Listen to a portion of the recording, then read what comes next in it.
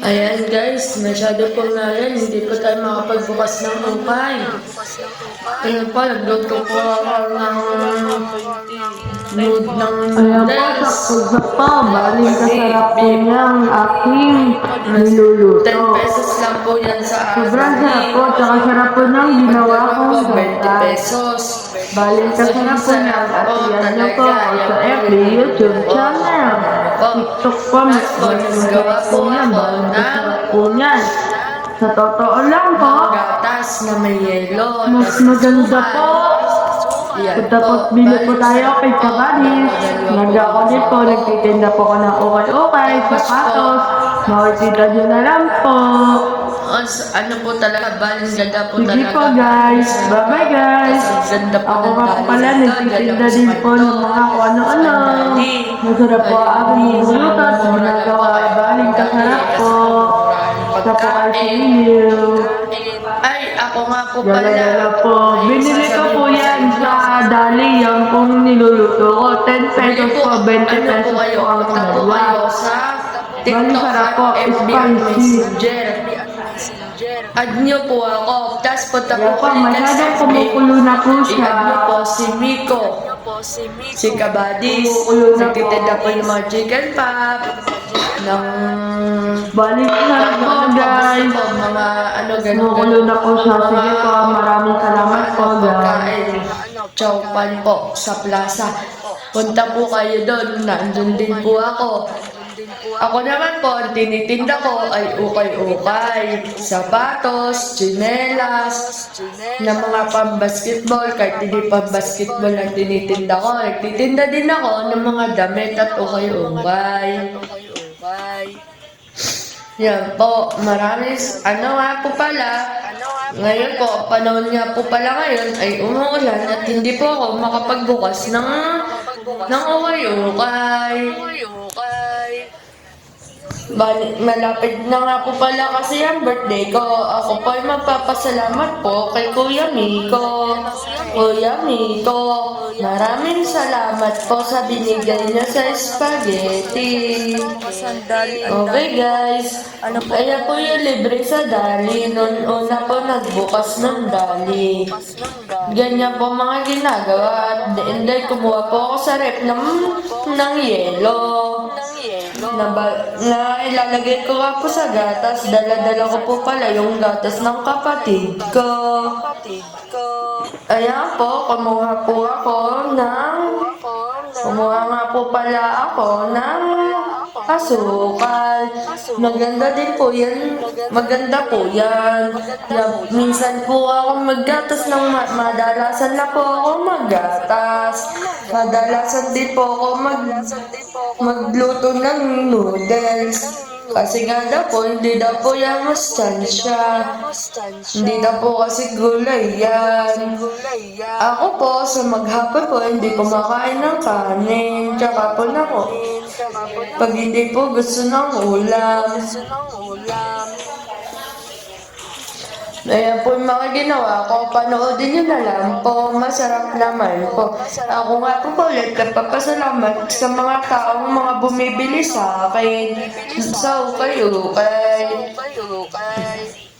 Ayan po, kung gusto nyo po, i-add nyo po ako. FB at YouTube channel, tsaka Messenger. Gusto nyo po i-add ako. Ayan po, maraming salamat po. At din po, may gagawin po ako bukas. Ay, bukas po pala may trabaho ako. Bukas naman po, ngayon po, wala akong trabaho. Rest day ko namin lahat. Pag ginawa nyo po talaga yan, baling kasarap. Ako nga po pala, nagpapasalamat po sa lahat ng mga nagbibigay sa akin tuwing birthday. May dumadating pong mga biyaya. Pag iba po talaga, pag masipag po talaga, may nagbibigay. Lahat po ng pera ko, ibinibigay ko po sa nanay ko, pandagdag po sa handa ko. Dapat po sa school po talaga ako maghahanda. Eh kaso nga lang po, walang pasok. Gawa daw po kasi ng lindol. Sana po walang lindol. Magdasal po tayo lagi para hindi po tayo maanuhan ng lindol. Kasi po yung mga tao po, kawawang kawawa na po. Gumuho na ho yung mga kanilang bahay. Kahit po yung mga building, kawawa na po sila. Kailangan na po silang anuhan. Kawawa po talaga. Nakita ko po talaga, nanonood po kasi ako ng balita sa TV. Eh, nababalitaan ko. Minsan yung iba kawawa, pag bumabagyo, kawawa po sila. At gawa po ng bagyong malakas. Lalo na po yung mga malapit sa dagat. Pag po kasi, kawawa din po kasi yung lola po ni Ate Joy. Kawawa po, sira po lahat ang bubong. Yung iba din po. Ingat lang po kasi kayo palagi. Baka po kayo matama ng yero. Sana po wala na pong bagyo ulit. Tsaka po sana wala na po ulit ng lindol. Kaya po nawalan ng pasok at gawa po ng lindol. Kasi daw po, sabi ng mga tao, mas safe daw po pag nasa loob ng bahay. Pag kasi nasa school, baka mamaya kung anong mangyari. Yung po yung mga sinasabi ko, naintindihan niyo po ba? Pag po ako yumaman, pag po ako yumaman, mag-aano po ako, may pamimigay po ako. Pag po ako nakapagtapos sa pag-aaral, yayaman po ako. Kukunin ko pong course, o ano pong course na gusto ko. Bala ko po, tourism o chef. O magsisiyuman. Bala ko po. Pero po, ako po tinatamad kumain ng kanin. Kaya po noodles na niluto ko, tsaka po naggatas. Kahapon po, hindi po ako kumain. Doon na po ako kumain sa pinagtatrabahuan ko. Magatapon, hindi po ako nakakain ng kanin. Gawa nga po hindi kasi type ang ulam. Lalo na po nagsisimula po sa balatong. Hindi din po ako nakain ng balatong. Kahit po anong ulam, bistik po, hindi din po ako nakain.